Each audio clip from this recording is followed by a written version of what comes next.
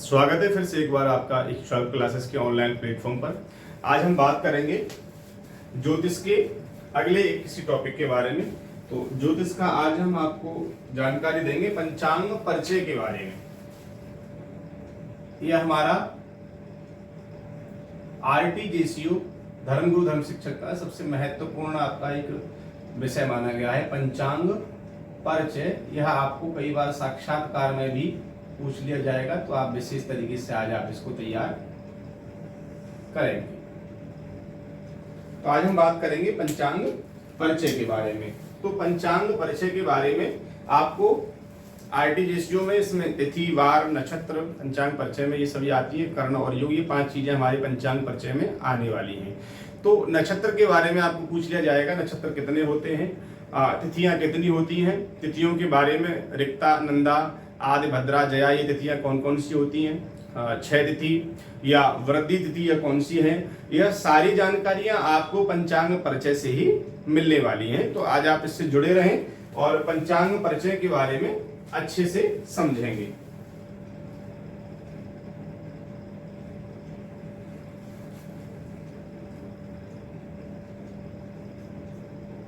सबसे पहला हमारा जो टॉपिक है कि ज्योतिष शास्त्र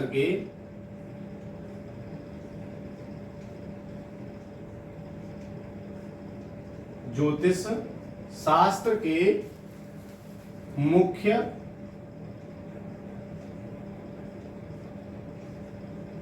पांच अंग हैं।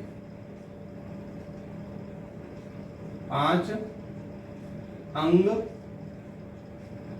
हैं जिनको पंचांग कहते हैं, वह 5 अंग कहे गए हैं।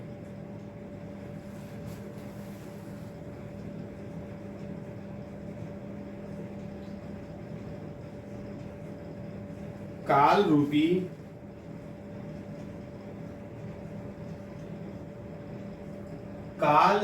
ईश्वर के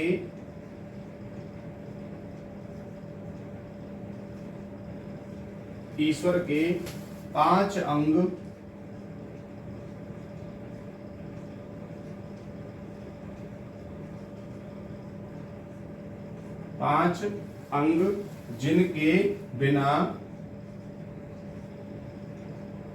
जिनके बिना वैदिक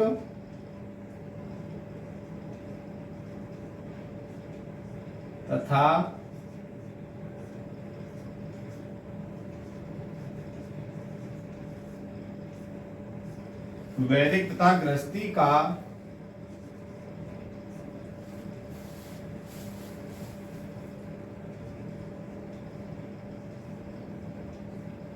कोई भी कार्य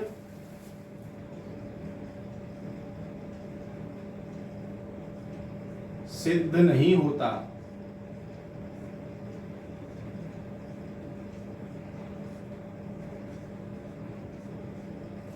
काल रूपी ईश्वर के 5 अंग जिनके बिना वैदिक तथा गृहस्थी का कोई भी कार्य सिद्ध नहीं होता है, वह पंचांग कहलाता है। अर्थात पंचांग के बिना कोई भी कार्य सिद्ध नहीं हो सकता है। तो ये 5 अंग कौन कौन से हैं?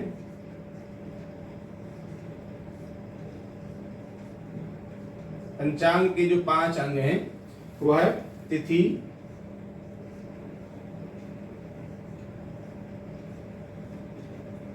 वार, नक्षत्र,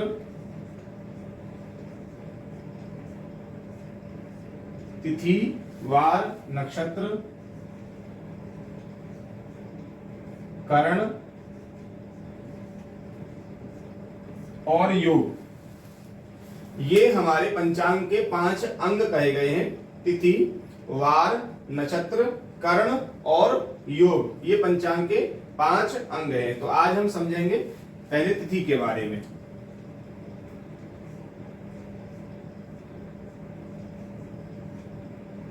सबसे पहले तिथि के बारे में समझें। तिथि किसे कहते हैं?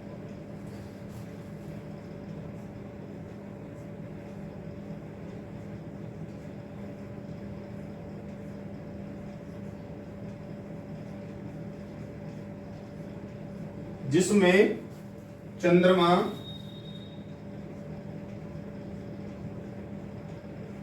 उगता तथा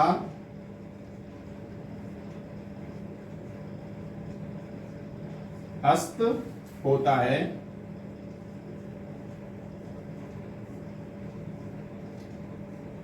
जिसमें चंद्रमा उगता तथा अस्त होता है उसे तिथि कहते हैं।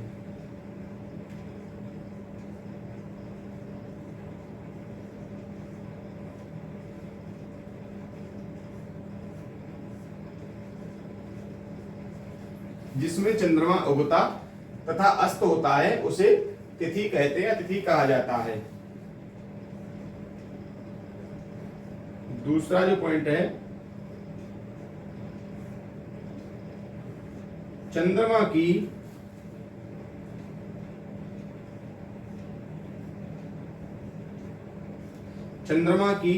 एक कला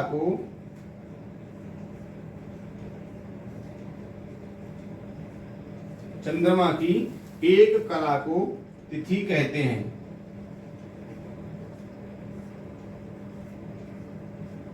चंद्रमा की एक कला को भी तिथि कहा जाता है।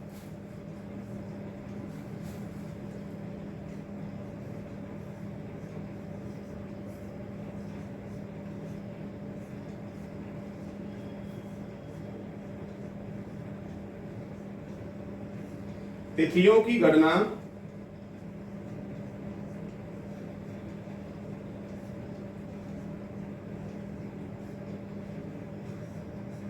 शुक्ल पक्ष की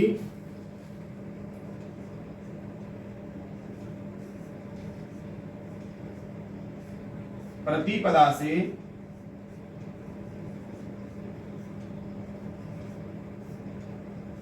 आरंभ होती है। तिथियों की गणना शुक्ल पक्ष की प्रतिपदा से आरंभ होती है।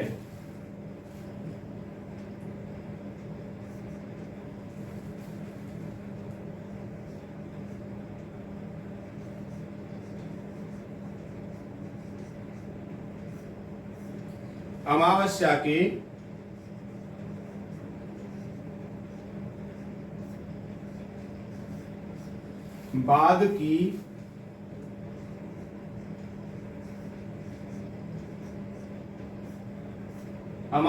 के बाद की प्रतिपदा से लेकर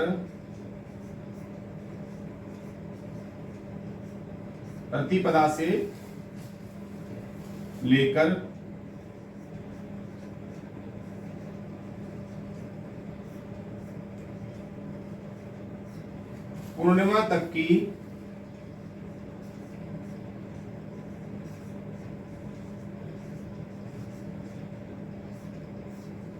तक की तिथियां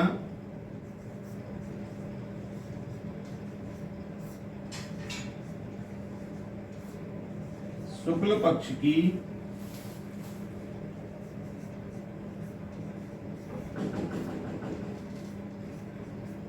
होती है। तो ये समझिए तिथियों के बारे में। सबसे पहले जिसमें चंद्रमा उगता है तथा अस्त होता है उसे तिथि कहते हैं। आपको पूछ लिया जाए कि जिसमें चंद्रमा उगता है या अस्त होता है तो उसे क्या कहा जाता है, उसे तिथि कहा जाता है। आप सीधा सीधा उत्तर दे सकते हैं। चंद्रमा की एक कला को भी तिथि कहते हैं। तिथियों की जो गणना कब से प्रारंभ होती है? तिथियों की गणना शुक्ल पक्ष की प्रतिपदा से आरंभ की जाती है। प्रत्येक मास की शुक्ल पक्ष की प्रतिपदा से तिथियों की गणना की जाती है। अमावस्या के बाद की जो प्रतिपदा आती है, अमावस्या के बाद पहली जो तिथि आएगी उसे प्रतिपदा कहते हैं। तो अमावस्या के बाद की प्रतिपदा से लेकर के पूर्णमासी तक अर्थात पूर्णिमा तक की तिथियों को शुक्ल पक्ष की, वह तिथियां शुक्ल पक्ष की होती हैं। अमावस्या से आगे की जो तिथियां होती हैं पूर्णिमा तक, वह शुक्ल पक्ष की मानी जाती हैं। आइए आगे समझते हैं तिथियों के बारे में।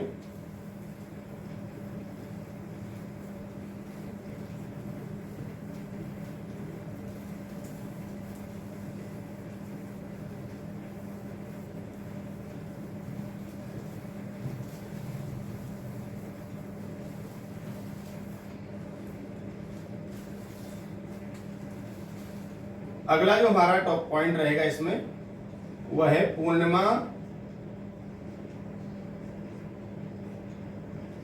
पूर्णिमा के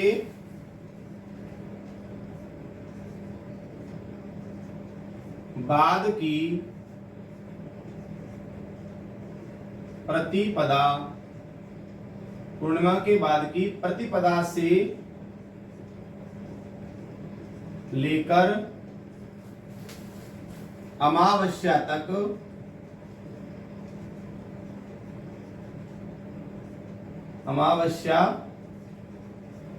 तक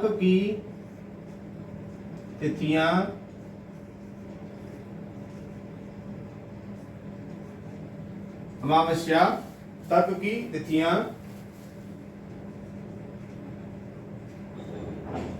कृष्ण पक्ष की होती हैं।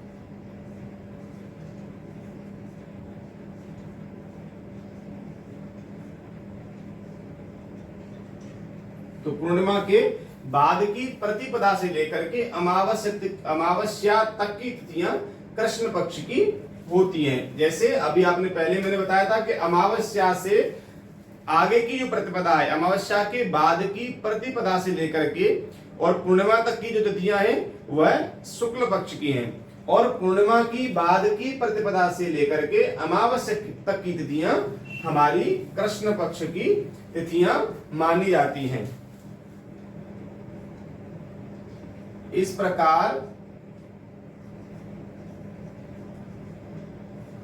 प्रकार एक माह में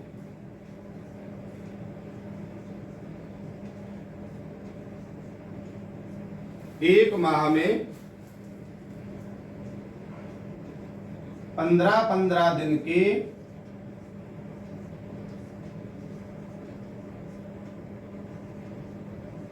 दो पक्ष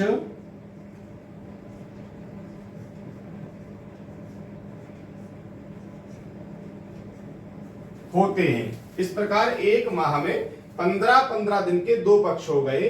अमावस्या के बाद की प्रतिपदा से लेकर के पूर्णिमा तक की शुक्ल पक्ष की, और पूर्णिमा के बाद की प्रतिपदा से लेकर के अमावस्या तक की कृष्ण पक्ष की। तो 15-15 दिन के दो पक्ष हमारे एक माह में कहे जाते हैं। ये दो पक्ष कौन कौन से हैं? एक हमारा शुक्ल पक्ष, दूसरा कृष्ण पक्ष।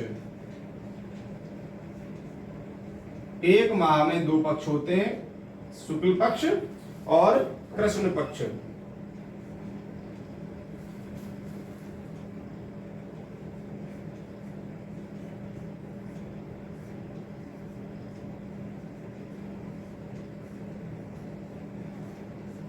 दोनों पक्षों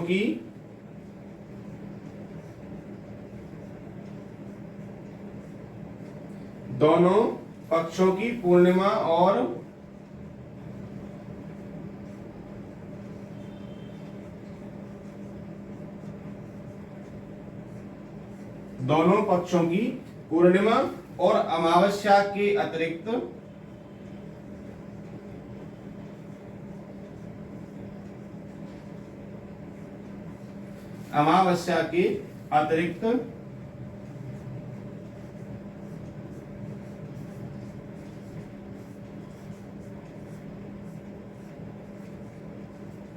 अन्य तिथियों के नाम समान रूप से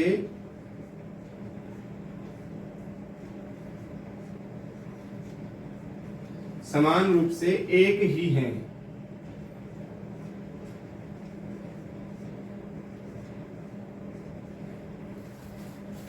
दोनों पक्षों की पूर्णिमा और अमावस्या के अतिरिक्त अन्य तिथियों के जो नाम है वह समान रूप से एक ही है। प्रतिपदा, द्वितीया, तृतीया, चतुर्थी, पंचमी, यह हमारी शुक्ल पक्ष में भी आती हैं और यही हमारी कृष्ण पक्ष में भी आती हैं। तो हमारी अमावस्या और पूर्णिमा को छोड़ करके सभी तिथियां जो हमारी अन्य तिथियां हैं वह हमारे सभी के समान रूप से एक ही नाम कहे गए हैं। तो हमारी जो तिथियां हैं वह किस प्रकार से है उनके बारे में भी आप समझ लें।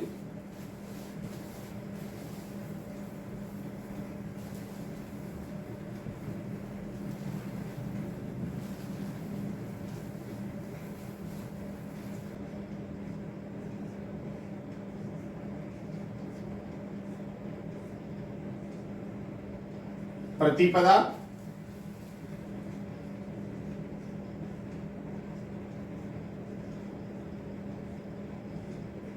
द्वितीया,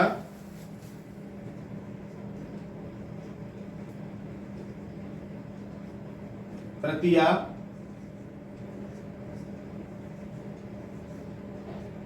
चतुर्थी,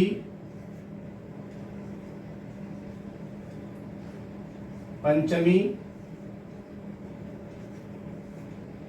षष्ठी,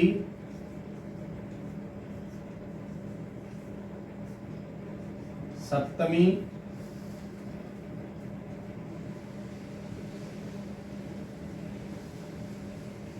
अष्टमी, नवमी,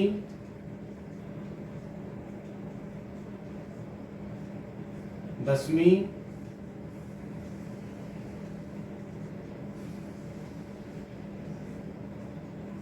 एकादशी,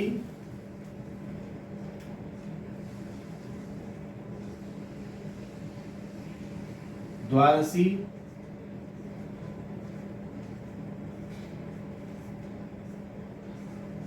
त्रयोदशी,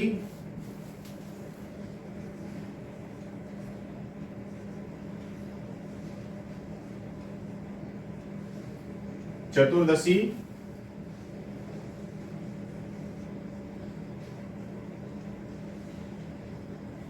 पूर्णिमा,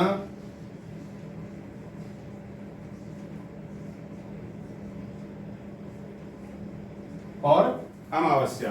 तो ये हमारी तिथियां इस प्रकार है: प्रतिपदा, द्वितीया, तृतीया, चतुर्थी, पंचमी, षष्ठी, सप्तमी, अष्टमी, नवमी, दसवीं, एकादशी, द्वादशी, त्रयोदशी, चतुर्दशी, पूर्णिमा और अमावस्या। ये हमारी तिथियां इस प्रकार से इनके नाम होते हैं।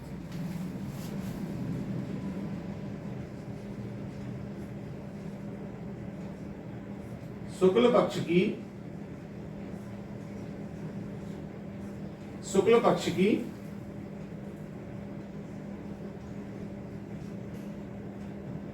15वीं तिथि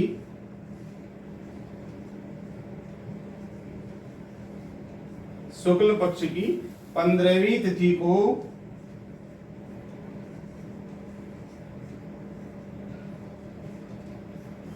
पूर्णिमा और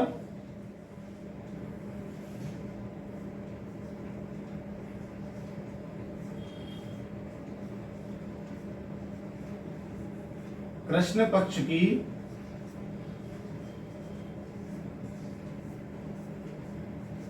15वीं तिथि को 15वीं तिथि को अमावस्या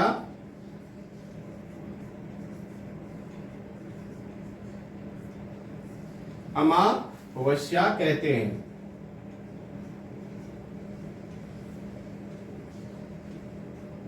तो ये हमारी, जैसे मैंने आपको बताया कि हमारी 15 तिथि के 2 पक्ष होते हैं। तो हमारी 15 तिथि प्रतिपदा से लेकर के पूर्णिमा तक 15 हो रही है, अर्थात इसको लगा करके हमारी 16 हो गई। तो 15वीं तिथि हमारी, ये दोनों 15वीं तिथि है, 14वीं हमारी ये रही। अब 15वीं तिथि शुक्ल पक्ष की अगर 15वीं तिथि को पूर्णिमा कहते हैं, और यही अगर कृष्ण पक्ष की 15वीं तिथि आती है तो उसे अमावस्या कहा जाएगा, अर्थात उसे अमावस्या कहेंगे। तो कृष्ण पक्ष की 15वीं तिथि को अमावस्या और शुक्ल पक्ष की 15वीं तिथि को पूर्णिमा कहा जाता है। तो ये हमारी तिथियां रही। अगला टॉपिक इससे जो आपके लिए इंपॉर्टेंट है उसको समझें।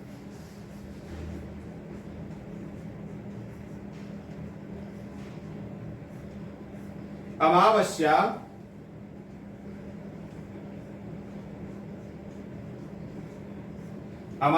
की रात्रि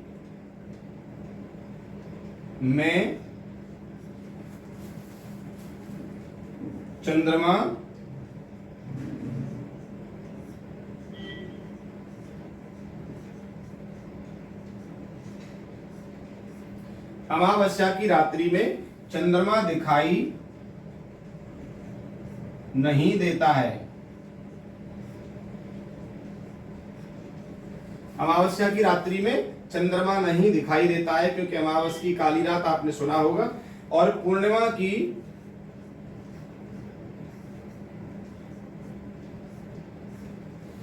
पूर्णिमा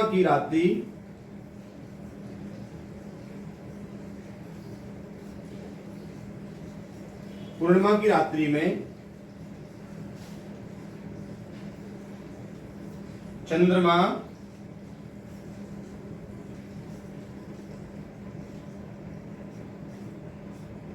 पूरा दिखाई देता है।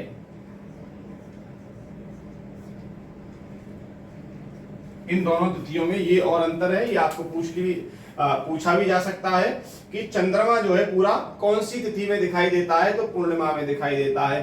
चंद्रमा किस तिथि में दिखाई नहीं देता है, तो चंद्रमा अमावस्या तिथि में दिखाई नहीं देता है। आप इसको यहां से अच्छे तरीके से बता सकते हैं। आइए आगे हम तिथियों के बारे में जानेंगे।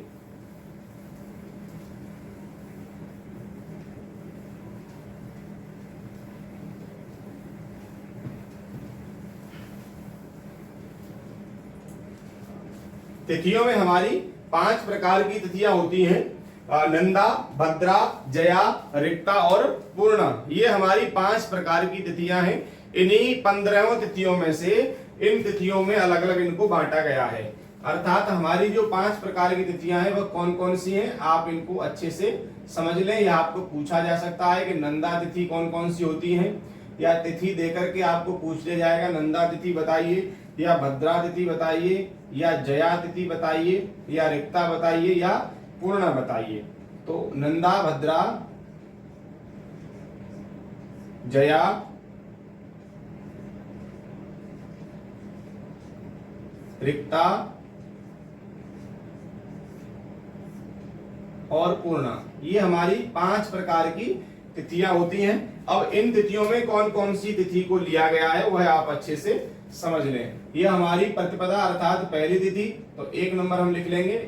2, 3, 4, 5, 6, 7, 8, 9, 10, 11, 12, 13, 14 और 15, ये हमारी रिक्ता, नंदा, जया, रिक्ता और पूर्णा, ये हमारी सभी तिथियां हैं। नंदा, भद्रा, जया, रिक्ता और पूर्णा। तो आप इसमें कौन कौन सी तिथि आपको याद करनी है, कौन कौन सी तिथि आप कैसे समझेंगे, यह मैंने आपके लिए एक शार्ट तरीके से आपको बना दिया है।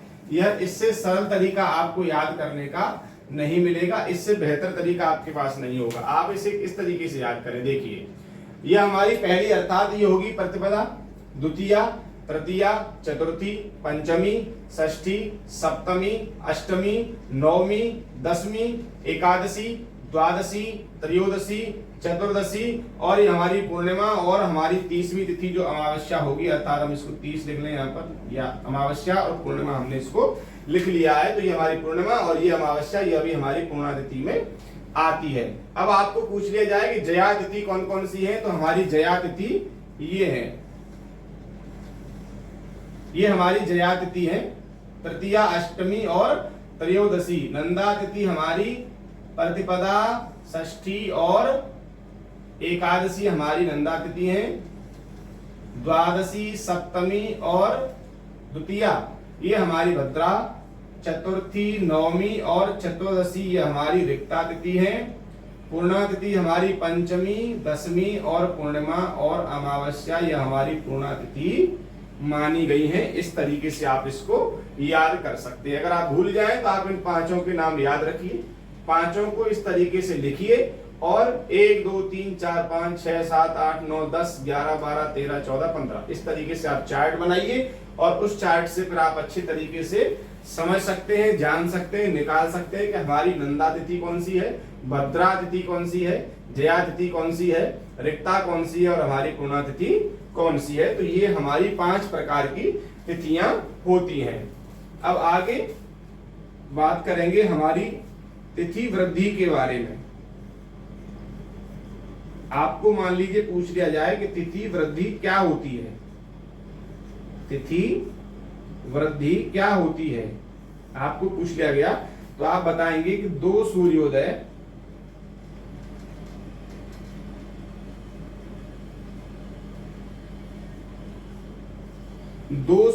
का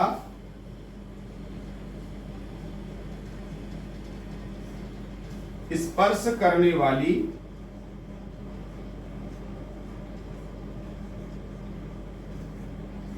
दो सूर्योदय का स्पर्श करने वाली तिथि का नाम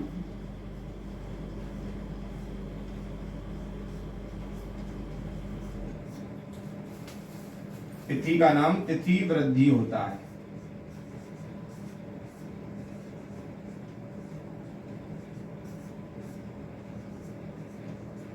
तो ये आप यहां पर इसको अच्छे तरीके से बता सकते हैं।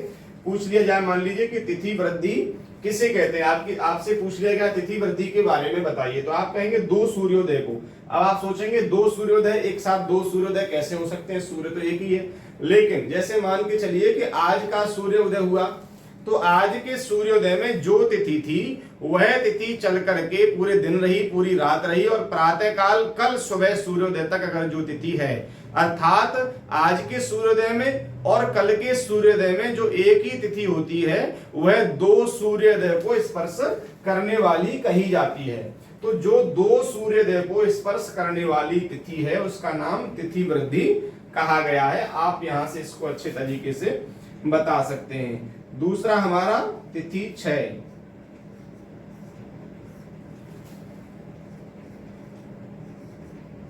यह भी आपके लिए महत्वपूर्ण है। तिथि क्षय, किसी भी सूर्योदय का स्पर्श न करने वाली, किसी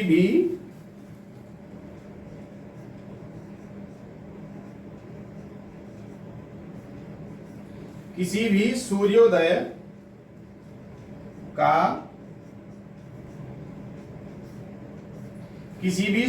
का स्पर्श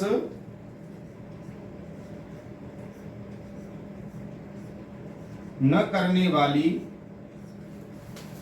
तिथि का नाम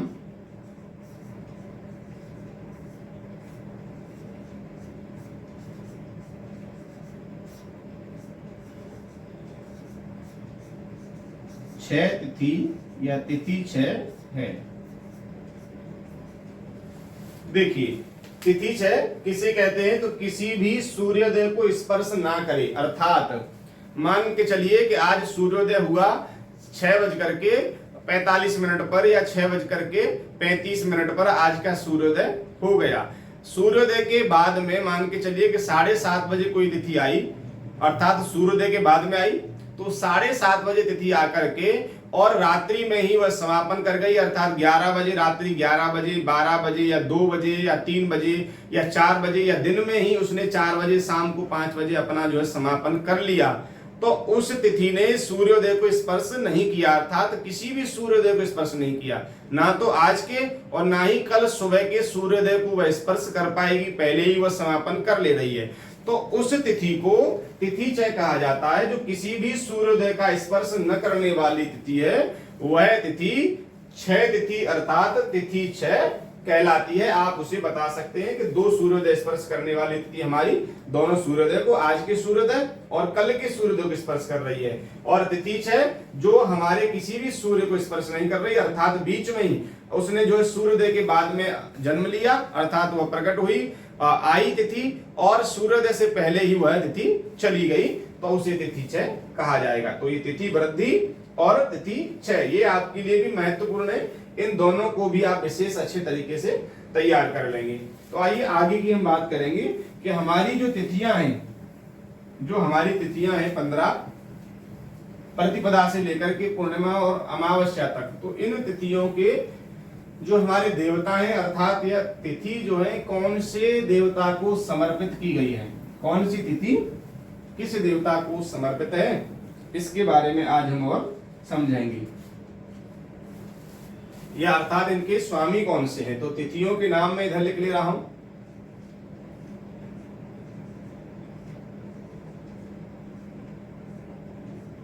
तिथियों के नाम और इधर उनके स्वामी, तिथियों के स्वामी कौन है, कौन सी तिथि के कौन से स्वामी। तो पहली हमारी तिथि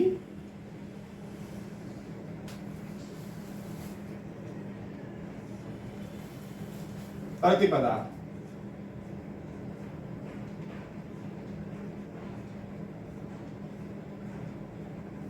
जो हमारी प्रतिपदा तिथि है इसके स्वामी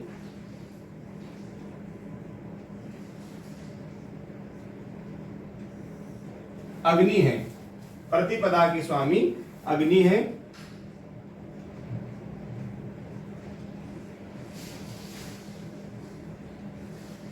जो द्वितीया तिथि है, द्वितीया तिथि के स्वामी ब्रह्मा माने गए हैं।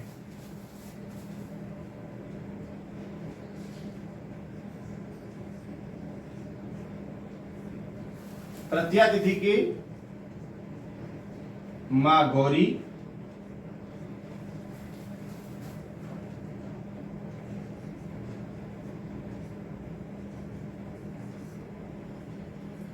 चतुर्थी तिथि के भगवान गणेश।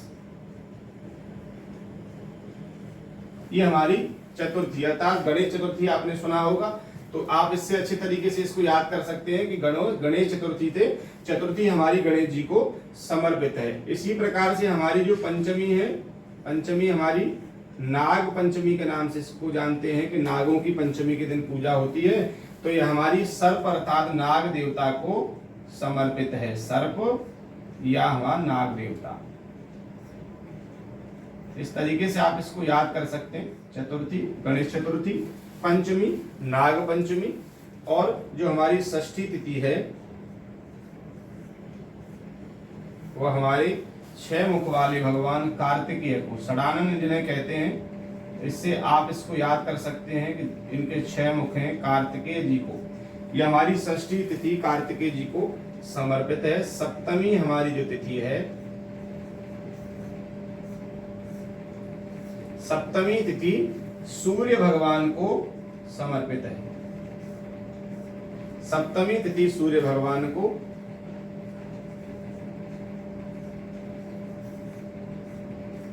जो हमारी अष्टमी तिथि है यह भगवान शिव को समर्पित है, इसके स्वामी शिव कहे गए हैं।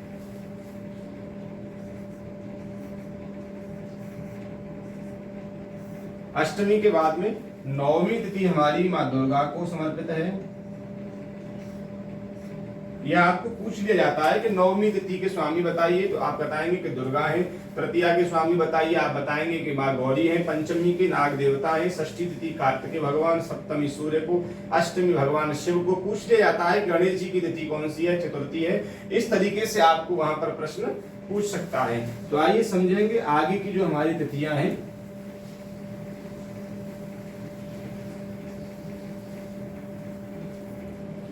नवमी के बाद में हमारी तिथि दसवीं,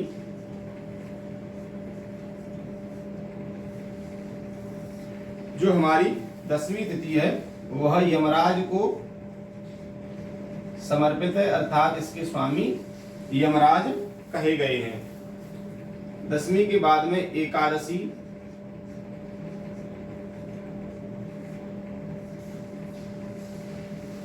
एकादशी तिथि विश्वेदेवा को समर्पित है। विश्वेदेव या विश्वेदेवा, ये हमारे इसके जो स्वामी हैं वो विश्वेदेव हैं। द्वादशी,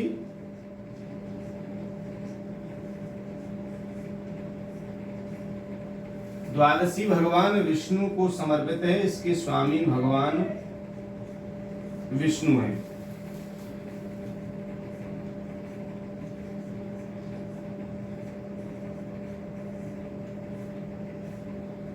त्रयोदशी तिथि के स्वामी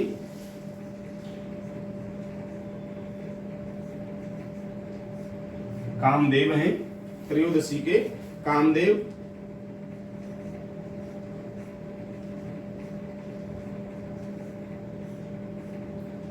चतुर्दशी तिथि के स्वामी भगवान शंकर या शिव हैं।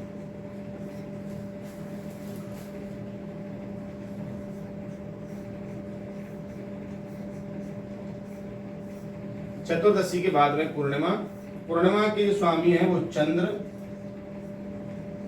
चंद्र की जगह कभी कभी आपको शशि भी पूछ लिया जाता है, तो आप भ्रमित नहीं होंगे। शशि अगर आपसे कहा जाए तो वो चंद्रमा का पर्यायवाची है।